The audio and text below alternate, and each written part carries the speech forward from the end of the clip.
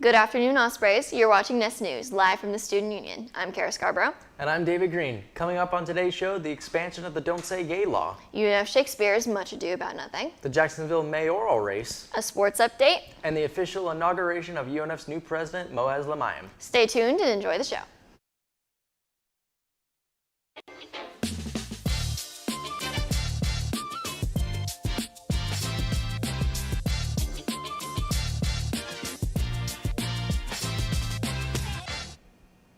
The Florida Board of Education approved an expansion of what critics call the Don't Say Gay law on Wednesday.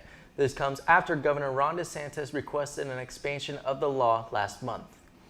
Now, the law bans discussion of gender and identity and sexual orientation in Florida's K-12 public schools.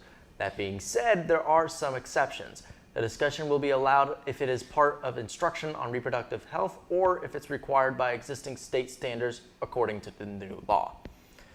Students also now have the option to opt out of reproductive health classes. Teachers who don't comply with the law may have their teaching licenses revoked or suspended. When all the world's a stage, writing a play can be daunting, but how about taking a play by William Shakespeare, editing, and then sticking it on a stage? Last week, UNF Shakespeare did just that, debuting its adaptation of Shakespeare's comedy, Much Ado About Nothing. The original play was published 400 years ago, but the UNF adaptation happened in post-World War II Italy. Getting this play off the ground was a multi-month process even before any roles had been cast. First, the UNF Shakespeare team had to finalize the words. For over a month, the script team modernized the language. Jansen, who was on the script team and played as the role of Claudio in the show, told Spinnaker that their challenge was to tell a better story than the original. UNF Shakespeare's final show is on Saturday at 2 p.m. at the UNF Library. Can't make that show? Watch Spinnaker's full video on our YouTube channel or tune into Spinnaker Radio at 3 p.m. any Saturday. Next month, Democrat Donna Deegan will compete with Republican Daniel Davis in the race for Jacksonville's next mayor. A new poll from UNF's Public Opinion Research Lab on Monday found that Deegan leads Davis by 1 percentage point. Crime in Jacksonville was the top issue for respondents, with 47% reporting so. Housing costs followed in a distant second at 8%, and education brought up the rear at 7% of respondents saying it was a top issue in the election. Both candidates will be on the ballot for Jacksonville voters during a runoff election in May. President Moez Limayem was officially inaugurated last Friday, a day that was celebrated by the entire university community. During his inauguration speech last week, President Limayem discussed various challenges facing higher education in not just the Sunshine State, but the nation as a whole. He named enrollment, the value of a college degree, technology, and divisions across America as a few of them. Serious divisions across our nation are affecting how individuals interact with one another.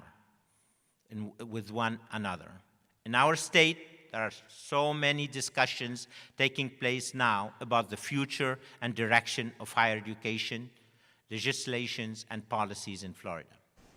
Setting a goal for his presidency, Limayem said he wanted UNF to become one of the top 100 public universities in the U.S. News and World Report annual college rankings. UNF is currently ranked number 132 among top public schools in those rankings. The president emphasized 4 strategic focus areas for the university: student success, research and innovation, community partnerships, and faculty and staff success. Let me tell you now, loud and clear, UNF is open for business. We will strengthen existing partnerships and create new ones to make our community better. At UNF, we will rethink the existing higher education model, and we will look for more creative solutions to fill the critical talent shortfalls. Delivering a message of excitement for the future with goals of excellence for the university, UNF has officially welcomed President Limayem as its 7th president. Speaking of the president, I had the opportunity to sit down with Limayem earlier today to discuss his official inauguration as well as his initiatives. Check out that video on our YouTube channel later today. And now to Riley for your sports update. What's up, Ospreys? I'm Riley Platt. For this week's sports update, we're going to head over to the Bank of England suite here at UNF Arena, where there was plenty of celebration on Wednesday. After being hired earlier this month, Erica Lambert was officially introduced as UNF's new women's basketball head coach, and it was a festive scene with plenty of familiar faces from around the Osprey community showing up in support. Athletic Director Nick Morrow shared with the guests just how happy he was to have found their new head coach after an exhausting search. From all over the country, the amazing qualities of UNF and the untapped potential for success here at UNF positioned us to have a very deep candidate pool. And so after countless hours of emails, phone calls, Zoom interviews, and campus visits, combined with prayer and a lot of sleepless nights, I'm happy to say we found our new head coach in Erica Lambert. Part of what interested the Ospreys is Lambert's proven record of success. As to be expected, she's ready to hit the ground running, setting the bar very high with her new squad. Expect UNF women's basketball to finish in the top 3 of the ASUN consistently. We will hone in on offensive efficiency and score 75 points a game with the goal of 10 made threes each night. I have a vision that each player who sacrifices their blood, sweat, and tears in a UNF jersey will leave campus with a diploma and a championship ring. Coming off of a 7-20 season, Lambert has her work cut out for her. Following her speech, she told me that improving recruiting will be both her biggest challenge and her biggest priority as she looks to turn around this program.